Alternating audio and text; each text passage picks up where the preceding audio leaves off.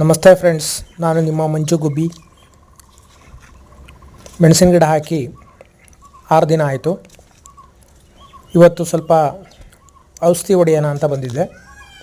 M45 ಮತ್ತು karate ಇವೆರಡು mix ಮಾಡಿಕೊಂಡು ಕ್ಯಾನ್ಗೆ 30 ml, ಅದ್ರ ಜೊತೆಗೆ ಶಾಂಪು ಹಾಕ್ಕೊಂಡು ಔಷಧಿ ಹೊಡೆಯೋಣ ಅಂತ ಬಂದಿದ್ದೀನಿ. ಹಾಗೆ ಅದಕ್ಕೆ ಸ್ವಲ್ಪ 20 ಗೊಬ್ಬರ ಕೊಡಬೇಕಿತ್ತು, ಅದನ್ನು ಕೊಡೋಣ ಅಂತ ತೋಟಕ್ಕೆ ಬಂದಿದ್ದೀನಿ.